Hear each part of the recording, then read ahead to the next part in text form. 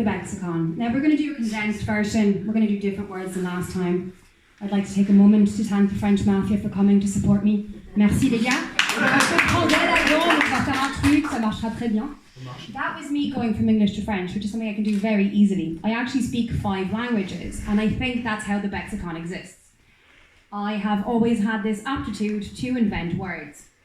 So when I was a little girl, it would have started off with my mom correcting me on a constant.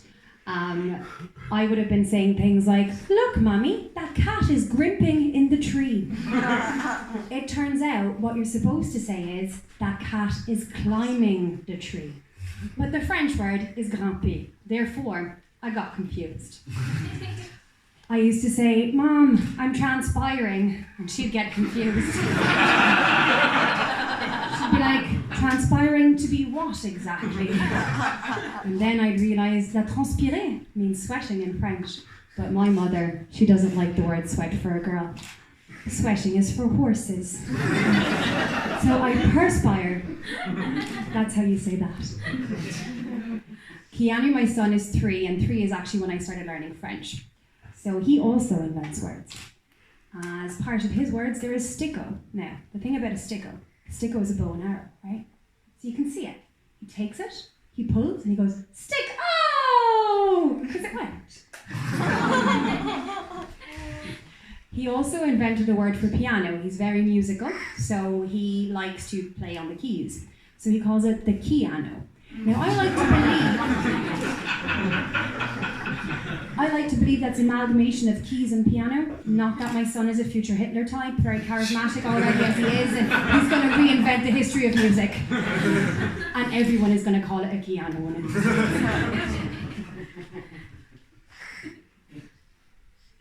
So, after becoming a mother, I discovered that there was a niche in the market for parenting words. There's something I'd never thought about. Actually, words that relate to parenting. And I have 2 in the bexicon for tonight. We're not going to go crazy. And I'm going to give context and stories, because not many of you have kids, I can tell. Not enough grey hairs in the crowd. So the first word would be a tranquillity. Now, what is a tranquillity? I'm going to give you context. So I spend my morning running around after my angel, trying not to scream and search for patience. We're having a great time, and my bladder gets fuller and fuller and fuller, and I'm looking forward to that 1 second of joy where I just get to sit on the bathroom and pee. That's how simple joys become after a while, okay? So I give him a flamethrower, because that will distract him.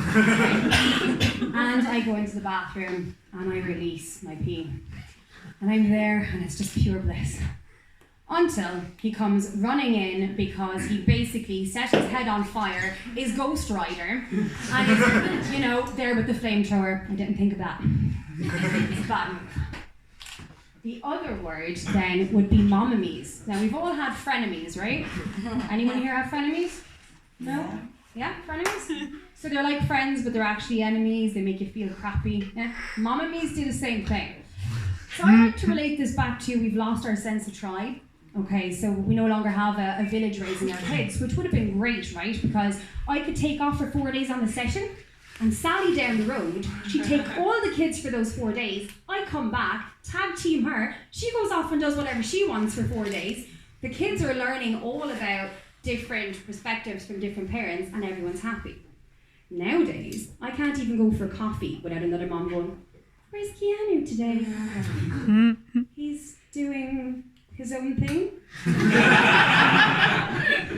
All right, well, Charlie has learned how to be potty trained, and he's only 6 weeks old. That's lovely. Well, Keanu is really good with flamethrowers, and to pretend he's Ghost Rider. Now, my mom subscribes to my YouTube video, so I know she's watching. So, Mom, if you could just take the mouse and move the cursor up to the big X there, and stop listening, because the rest of it is going to be X-rated and you're not going to enjoy it. Wait for Rachel. Wait, yeah, okay, I think Rachel's done. So the best of the bexicon would be all the cunt words. So we have laughter is contagious.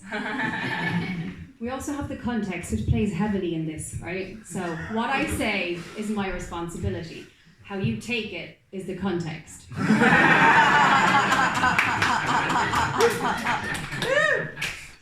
I'm going to try really hard not to be too controversial here.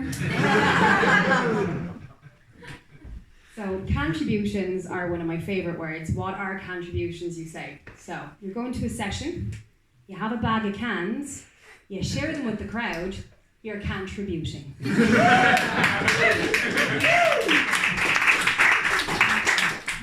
We also have the beer hive, okay? So the beer hive is important because the more you're on the session with people, the more you're losing yourself in the drink, the more you've nothing in common with these people, but somehow, all the jokes are the same. Because you've all gotten to the same level of dumb.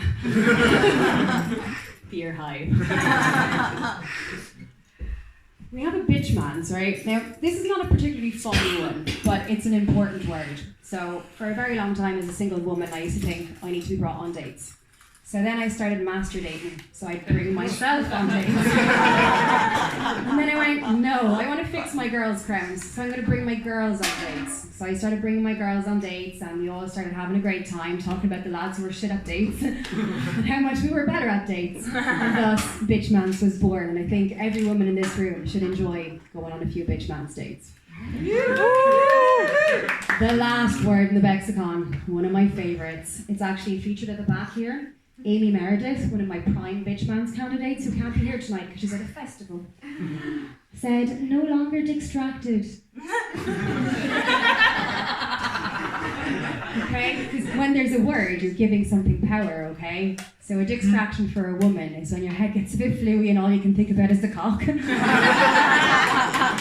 But when you're a guy, it's more like your big brain starts to kind of lose all its power of thinking because all the blood is rushing to your actual other brain and all of a sudden you're not thinking straight.